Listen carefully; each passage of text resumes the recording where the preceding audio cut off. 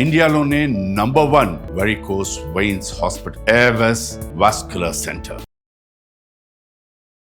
వాగర్థవివ సంపృక్తౌ వాగర్థ ప్రతిపత్తయే జగతః పితరౌ వందే పార్వతీ పరమేశ్వరౌ.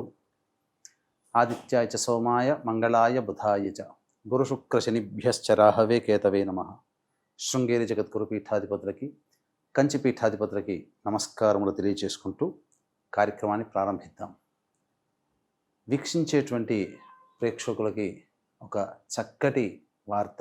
ఎందుకంటే ఇప్పటి వరకు కూడా మీరందరూ ఎంతో ఆదరాభిమానాలతో ఈ యొక్క రాశి ఫలాలకి సంబంధించినటువంటి కార్యక్రమాన్ని మీరు చక్కగా సహకరిస్తూ వస్తున్నారు, వీక్షిస్తూ మీ యొక్క చక్కటి అభిప్రాయాన్ని తెలియజేస్తున్నారు. అయితే కామెంట్స్ రూపంలో మనకు కొన్ని విషయాలు వాళ్ళు తెలియచేయడం జరిగింది.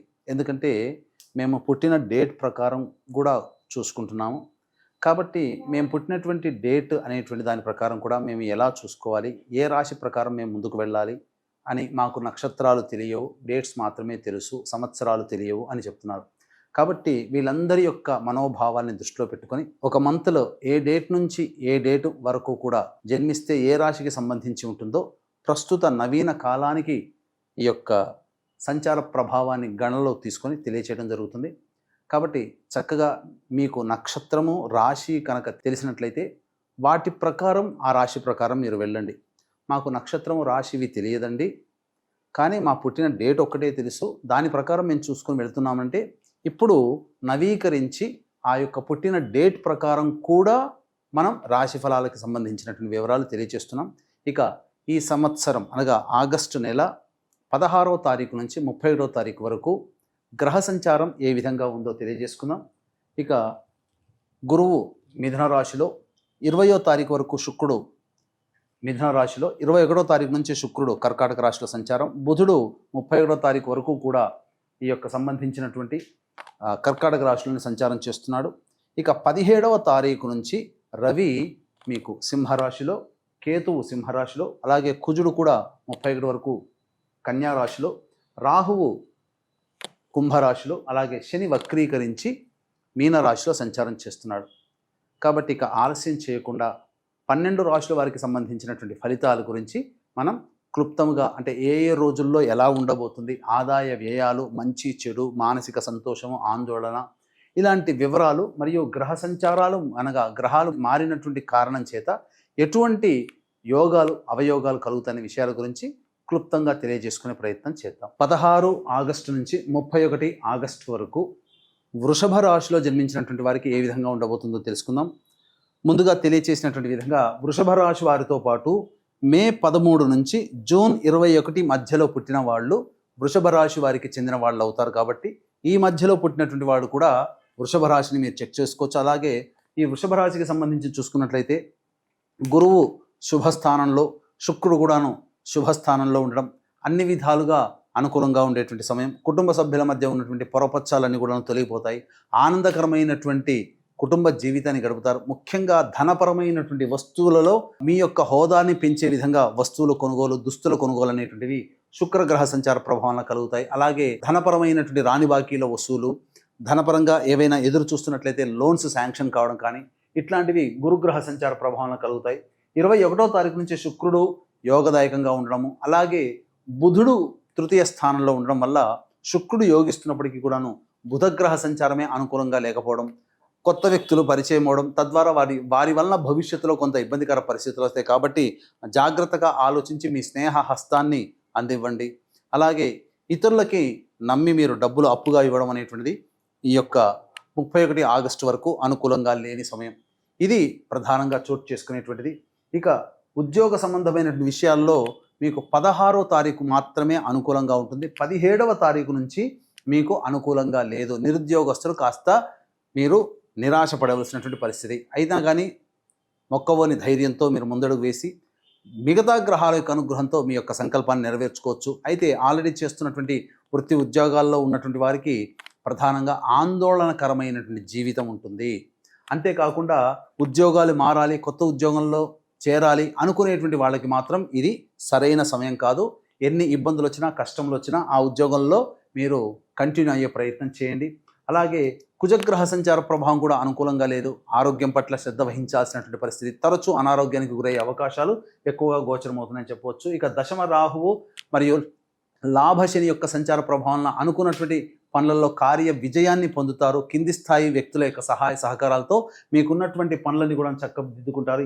తర్వాత మేజర్ ప్లానెట్స్ యొక్క అనుగ్రహం, వారి యొక్క శుభ ఫలితాలు మీకు అందివ్వడం ద్వారా వృషభ రాశిలో జన్మించినటువంటి వారు మిశ్రమం కంటే అధిక శుభ ఫలితాలు పొందుతారని చెప్పవచ్చు. ఈ రాశిలో జన్మించినటువంటి విద్యార్థులకి బాగా కష్టపడితే తప్ప అనుకున్నటువంటి విధంగా వారు రాణించలేరు. కాబట్టి ఎక్కువగా శ్రద్ధ పెట్టాల్సినటువంటిది. అలాగే దైవానుగ్రహం చేతనే కోరుకున్నటువంటి విద్యా సంస్థలలో మీకు ప్రవేశం లభించే అవకాశాలు గోచరమవుతున్నాయని చెప్పవచ్చు. ఇక వివాహానికి సంబంధించి చేయు ప్రయత్నాల్లో కుటుంబ స్థానం యోగదాయకంగా ఉన్నటువంటి కారణం చేత వివాహ ప్రయత్నాలు చేయండి. అనుకూలమైనటువంటి జీవిత భాగస్వామి లభించే అవకాశాలు ఉంటాయి. అలాగే సంతానపరంగా ఆలోచించేటువంటి వ్యక్తులు ప్రధానంగా ఈ సమయాన్ని వాయిదా వేసుకోవడమే మంచిది. ఆల్రెడీ గర్భాన్ని ధరించినటువంటి మహిళలు వైద్యుల యొక్క సలహాలు సూచనలు పాటిస్తూ తగు నిర్ణయాలు కనుక తీసుకుంటే చాలా మంచిది అనేటువంటి విషయం గమనించుకోవాలి. ఎక్కువగా కష్టపడేటువంటి విషయాలు మీరు నిర్ణయం తీసుకోకూడదు. ఇక ఈ రాశిలో జన్మించినటువంటి మహిళలు ఎవరైతే ఉంటారో వాళ్ళకి అన్ని విధాలుగా అనుకూలంగా ఉంటుంది. ఎక్కడైతే కుటుంబ సభ్యులు ఇంతవరకు మిమ్మల్ని దూరం పెట్టారో మళ్ళీ ఆ కుటుంబ సభ్యులు చేరదీయడము, తద్వారా ప్రేమ ఆప్యాయతల్ని వారి ద్వారా పొందడము అన్ని విధాలుగా అనుకూలంగా ఉంటుందని చెప్పవచ్చు. ధనపరమైనటువంటి విషయాలు మీకు లాభదాయకంగా ఉంటాయి. అలాగే ఇతరత్ర ఏదైనా కానీ ఇతరులతో వ్యవహారాలు జరిపేటప్పుడు మీరు జాగ్రత్తలు పాటించండి. కొత్త వ్యక్తులని మీరు ఎంటర్టైన్ చేయకండి. తద్వారా ఈ మహిళలకి, ఈ రాశిలో జన్మించినటువంటి మహిళలకి కొంత ఇబ్బందికర పరిస్థితులు అనేటువంటివి ఉంటాయి. ఆరోగ్యం పట్ల కూడాను శ్రద్ధ వహించాల్సినటువంటి పరిస్థితి అని చెప్పవచ్చు. ఇక తర్వాత చెప్పుకొచ్చేది ఏమిటంటే ఈ యొక్క గ్రహ సంచార ప్రభావం అధికమైనటువంటి మిశ్రమ ఫలితాలే కలుగుతాయి.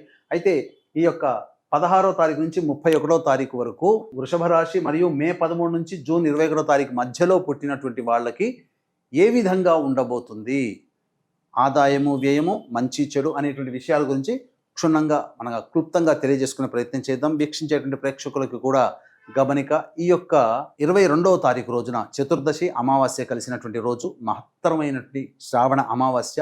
ఈ యొక్క సంబంధించి పురస్కరించుకొని మీ జాతకరీత్యా ఎన్ని పనులు చేస్తున్నా ఆ పనులలో ఆటంకాలు ఎదురవుతున్నా, వివాహాలు కాకున్నా, దాంపత్య సమస్యలు ఉంటున్నా, అలాగే సంతానం కలగకపోయినా, ఎన్ని పూజలు చేసినా ఫలించకపోయినా, నిజాయితీగా కష్టపడ్డా మీరు ఫలితాన్ని పొందలేకపోయినా అది పితృదోష ప్రభావం. కాబట్టి భర్త లేదా తండ్రి వైపు 6 తరాలు, భార్య లేదా తల్లి వైపు 3 తరాల్లో ఏవైనా దుర్మరణాలు కనుక ఉన్నట్లయితే వాటిని పితృదోషం అంటారు. గత 12 సంవత్సరాలుగా శాస్త్రీయంగా ఈ పితృదోష నివారణ కార్యక్రమాలు జరిపించడం జరుగుతుంది. ఈ యొక్క శ్రావణ అమావాస్య విశేషంగా ఆ పితృదేవతానుగ్రహం కలుగుతుంది. కాబట్టి మీరు ఎంత కష్టపడ్డా ఫలితం దక్కలేదు అంటే అది పితృదోషమే, అంతకు మించి ఇంకా వేరే గమనించాల్సింది లేదు.